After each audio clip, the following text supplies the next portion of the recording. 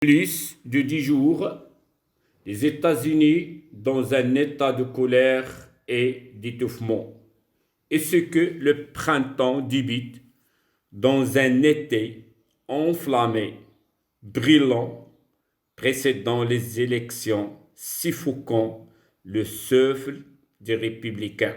Les protestations continuent et les rues de Washington transmettre des messages reflètent une situation inconfortable à un président s'apprête aux élections. La Maison-Blanche, en face d'un ensemble de critiques émanant de ses rivaux, également de la part de ceux qui ont été autrefois auprès de la présidence avant d'être démissionnés ou renvoyés. Avant l'arrivée du manifestant à l'avenue adjacente à la Maison-Blanche, cette voie prend une nouvelle dénomination.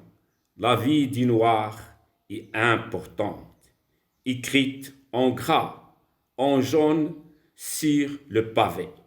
Que doivent écrire les jours un président se prépare aux prochaines élections?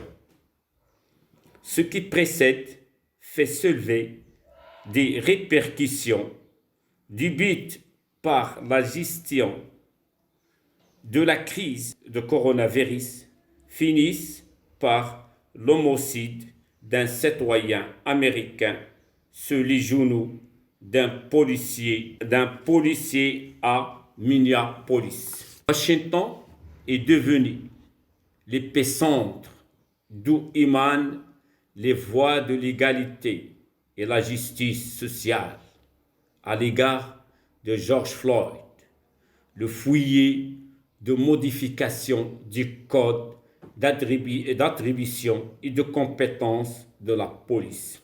La menace du président de déployer l'armée en vue d'arrêter les violences manifestations qui parcourent les rues et les revenus a été rejetée par le Pentagone. Le ministre de la Défense, Mark Esper, prend une décision ferme vise le retour des soldats dans le capital à leur base située en New York et North Carolina. L'ancien ministre de la Défense, Jim Mattis, adresse une série de critiques au président en l'accusant de semer la division entre le peuple américain. Il dit: Donald Trump est le premier président qui ne sait pas d'unir le peuple. Il ne même pas essayé. Oh, rien de cela. Il essaie de nous diviser. Nous payons les conséquences de 3 ans sans adultes aux commandes. Ces propos sont soutenus par le général républicain John Kerry. 87 responsables du ministère de la Défense ont envoyé une lettre écrite à la Maison-Blanche dans laquelle il exprime que le déploiement de l'armée pour affronter les manifestants constitue une trahison aux valeurs constitutionnelles.